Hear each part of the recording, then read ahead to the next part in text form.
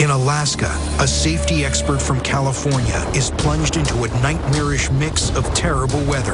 This is the gnarliest, craziest thing I've ever seen.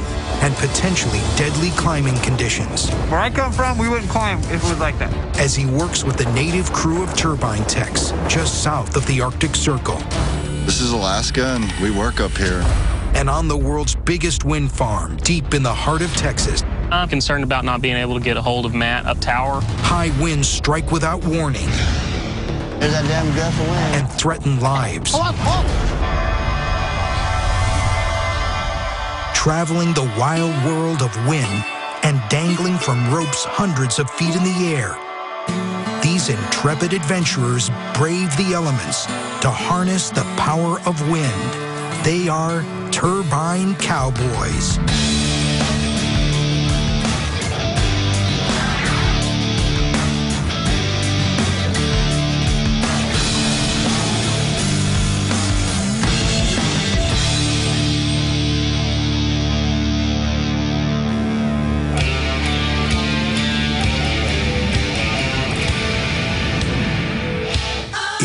Alaska, it snows nearly 8 months out of the year. Nome's weather can be especially brutal during the winter months, with fast-moving and powerful blizzards with winds up to 50 miles an hour. Rope access expert Brent Burnson arrives in Nome during what locals call the 100-year storm. Just got here to Nome, Alaska. Looks like a beautiful day. Brent has been flown in to assist the turbine crew that maintains the Banner Ridge Wind Farm high in the mountains north of town. One of the longest travel days I've had in a long time. The plane ride was crazy. Flying into a small airport where it's windy and snowy. It was crazy, but we got here in one piece. I'm what they call an industrial athlete. I am a safe access and rescue instructor, so it is my job to travel from turbine farm to turbine farm around the country and teach people how to climb safely. I had to dig my truck out this morning. You guys don't climb the turbines in this weather, do you? You can't even find the turbines in this weather. A series of devastating winter storms have left the people of Nome in dire straits. Everything, including diesel fuel needed to heat their homes, has to come in by plane or ship, but the ocean is frozen over, and whiteout conditions are wreaking havoc on air cargo. A specialized Russian icebreaker has been dispatched to carve out a supply route into Nome, but until the icebreaker makes landfall, the only hope for this tiny town so they can power and heat their homes to survive the epic Arctic winter are 18 turbines on the summit of Banner Ridge, 8 miles west of town.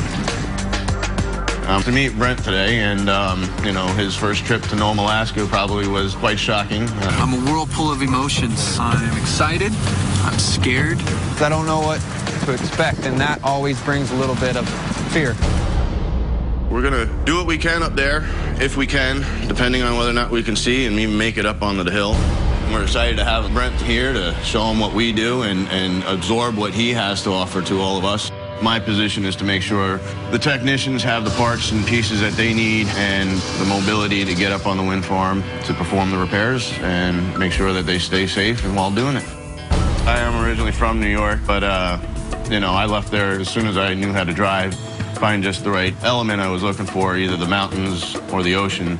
Got to Alaska, found exactly what I was looking for. The mountains come right up out of the ocean. I don't feel landlocked out here. Robert and the Banner Ridge team are on the front lines, fighting to keep their turbines spinning in all kinds of extreme weather. Loaded up in the Snowcat, which was a first for me. I've never got to ride a Snowcat. That was awesome. Kind of like carrying troops going into battle. It's just a cool feeling.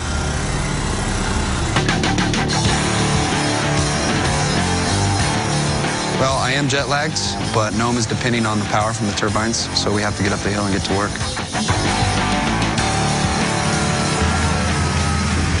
Look at that sucker. Oh, the nacelle is just fishtailing back and forth. This wind is coming from everywhere, basically. The wind is blowing really hard. It's messing with the anemometer. I can see why they're getting errors. Tower 3 will be idle due to a broken anemometer. What an anemometer basically does for a turbine, it lets the turbine know how fast the wind's blowing. If an anemometer isn't present, it will want to operate over its limits. So we just made the decision that it needed to be shut down. I think it was wobbling. Yeah. Get up there and do a visual inspection on it, make sure anything looks out of the ordinary. But Brent has a problem with replacing the part. I think it's unsafe to climb. Look at the pegs covered in ice.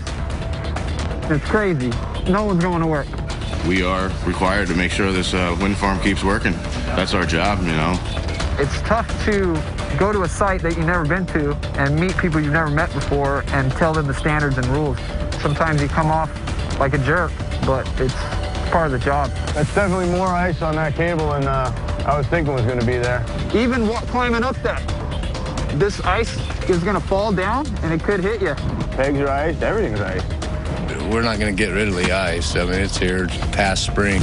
Up here, we don't really have any other option because there's no way we can stop climbing just because it's cold or windy or icy. It's going to be like that for the next 8 months. The way I work, I would never climb something like this in these conditions.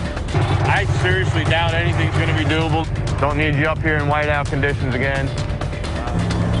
After Brent's assertion that it's extremely unsafe to climb in these windy, icy conditions, Robert makes the difficult call to wait for the skies to clear. Sometimes things like this happen. You want to be able to come back tomorrow and live to climb another day. It was snowing a little bit up on the hill, but on the way down the hill, the weather went from bad to worse fast. Before we knew what hit us, we were in total whiteout conditions.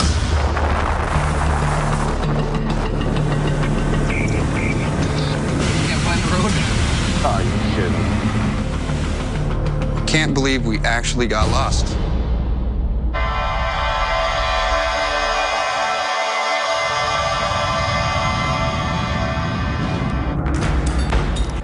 Nearly 3,500 miles to the southeast in Roscoe, Texas, stands the largest wind farm in the world. With more than 780 megawatts of potential power, this farm can illuminate 230,000 homes. Site manager Robin Ham oversees the hard-working Texas wind workers who have to look after each and every turbine. They're projecting the winds by the afternoon being up 20 meters, 40 miles an hour. It was a little more wild back when I first started. In the wind in the early days, safety wasn't the issue. A lot of things we did, nowadays we wouldn't have a job. Climbing with no harness, going into the hub with no harness, working under suspended loads. We had to cut a lot of corners to get it done. I was drafted to Green Bay Packers, and here I was in Texas. You know, most of my family were Cowboy fans. I was excited to just get to go to the NFL. You know, that's a plateau in your life. You think that's the highest plateau you can reach. But at age 40, the wind has gave me a dang second plateau to achieve. Hey, what are you getting for winds over here at P12? Turbine techs must be vigilant with their inspections, as one small problem overlooked can result in catastrophic failure. Okay, this is going to be a turbine inspection on Champion P12. The world's largest wind farm has a Texas-sized to-do list in order to function properly. But before Robin's guys can enter a turbine for maintenance, it must be shut down.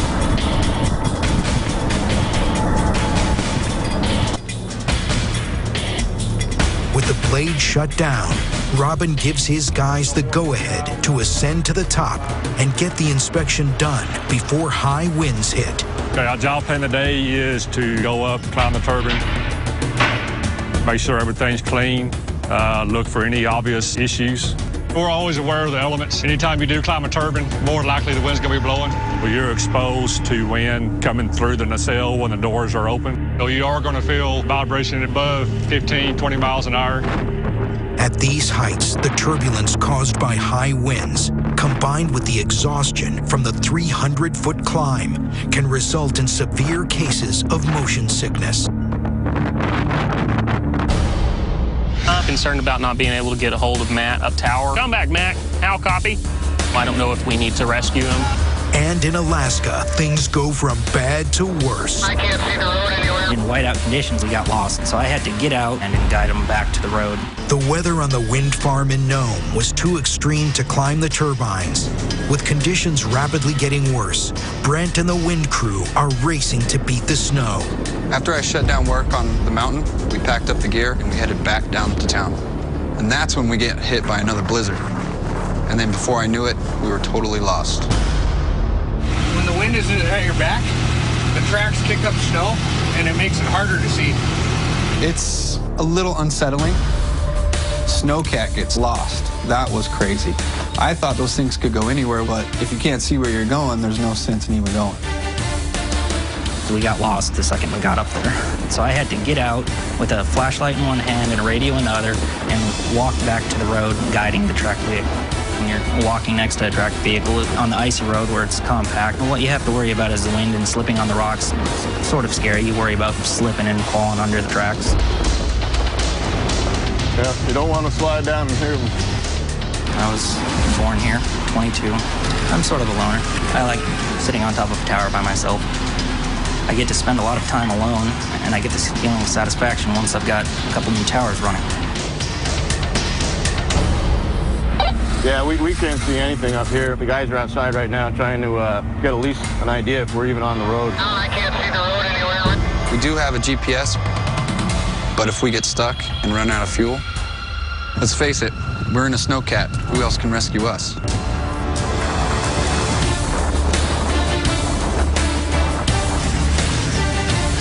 It's a good thing. Are you sure you're on the road? Yeah, we're good to go. Brent and the Banner Ridge crew will head down the hill and back to home base, where they'll wait for the weather to clear. I've been fortunate enough to travel the whole country, and I've been in a lot of windy places. When you're in extreme weather like this, it does put things in perspective. It lets me know how powerless I am, we are, against Mother Nature.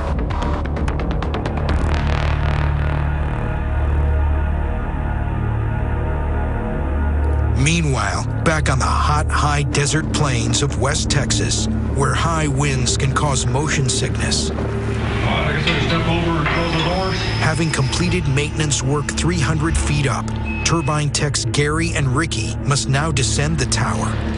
Coming down is a little bit rougher than going up, to be honest with you. You don't get as tired coming down, but to me, it's harder on my knees. And report their findings. One of the knobs for the access door to go outside was missing.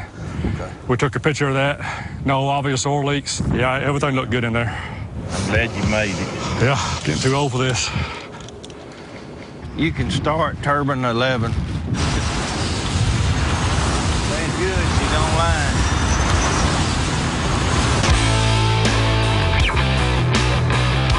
Matt leads the cleaning crew that will take up where Robin's crew left off. We do a biological remediation on the tower, which is basically a tower clean.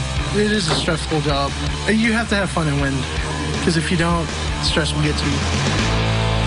Matt first ascends the tower to drop tag lines from the nacelle. Hatch, clear.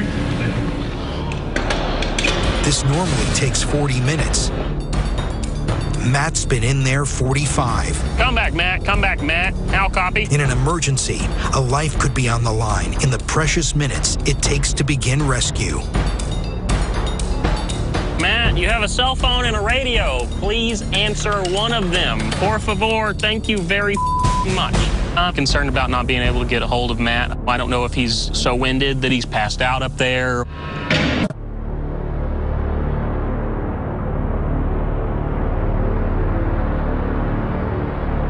At the world's largest wind farm in Roscoe, Texas, Matt has been up tower for 45 minutes.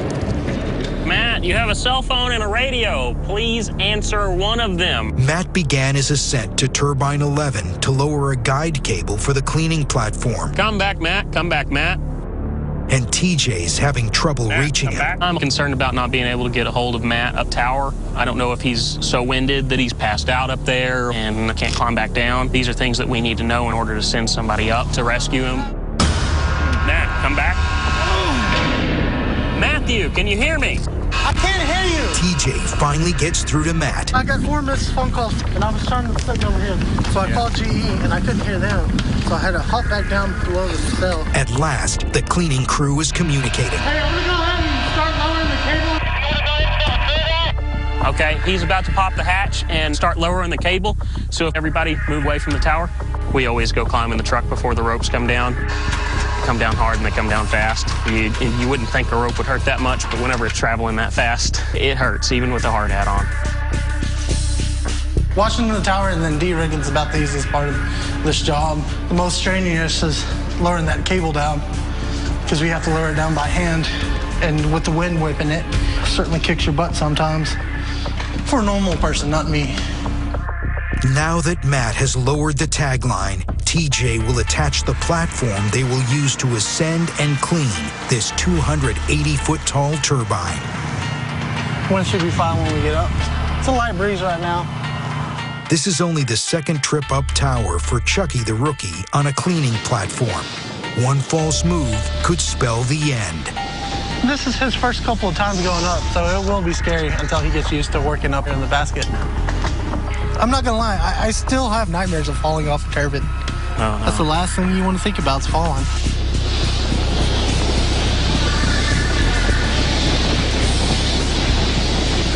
There's that damn gust of wind.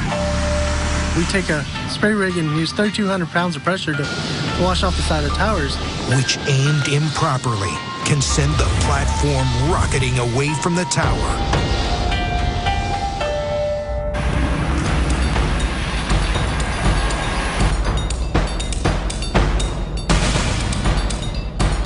It's a new day in Nome, where wind techs must repair turbines on the summit in the face of winter storms, where the town could face brownouts. Reports call for snow showers. Here in Nome, Alaska, man, they got to load up tools, they got to load up sleds, they got to load up trucks, they got to load up their snow machine. It's crazy to see how many more hazards they have just by preparing for the day versus down in the lower 48. Every day out there is just hell. It's 20 below and blowing 30 every day, everywhere you go. This is the weather in the Arctic Circle, although today's a nice day. It is a little clearer up here today, but the storm did put 4 inches of ice onto the tower. How the hell, to climb this, you're gonna have to break away ice to keep going. And who's to say that, you know, a chunk this big or a chunk this big is coming straight down at your head? In my professional opinion, I think it's unsafe to climb. You know, I'm sure that he's from other parts of the lower 48 and he knows a few things, but this is Alaska and we work up here and we're used to it and this is what we do. All right, Ty, well, what do you want to do? We're up here, we might as well give our best shot. It's crazy, man. It's just crazy. Regardless, we have to keep an eye on these things all the time, as difficult as that may be. Totally felt like the odd man out. I don't think those guys like me. I think I pissed some of the crew off because they wanted to climb and I didn't think it was safe to climb.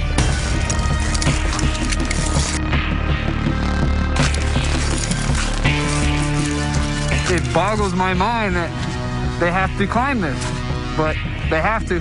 Nome needs power, so they gotta climb. Ice, big chunks. In Roscoe, Texas, Matt and Chucky are exposed to steady 20-mile-an-hour winds with powerful gusts up to 40 miles an hour. There's that damn gust of wind. We take a spray rig and use 3,200 pounds of pressure. Stop! You gotta watch it. You have to watch it. If you're not used to it blowing you around, it does freak you out a little. When things get tough and calls get close, wind workers stare fear in the face until the job gets done.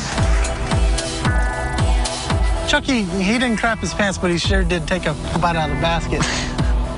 Our basket went off the tile for a moment, but scariest moment I ever had. He should be fine the next couple times. It's just all about the experience. Back in Nome, Alaska. It boggles my mind that they have to climb this. Ice, big chunks. See? The only way to keep these turbines operational is for dedicated turbine workers like Rich to climb and work in treacherous conditions, whether safety expert Brent likes it or not. Without the anemometer, a turbine can't spin. Rich has a new one for this tower, but he's in for a surprise. A broken anemometer mount, which is probably why we're not getting any reading. And an anemometer that's been frozen to the tower. My concern is more so how it's stuck inside there. Not what I was expecting when I got up here. This is bull. Rich found the L bracket that attaches the anemometer to the nacelle had broken, and the part will have to be shipped in. Almost every anemometer has different mounts on them. You know, every time we come up here, we find something new that we got to put into our toolbox, and that would be an anemometer bracket. Well, it's going to be a while before we can do anything, so I'm getting down. The weather is diminishing, making it a little bit concerning that we're going to get much more work done.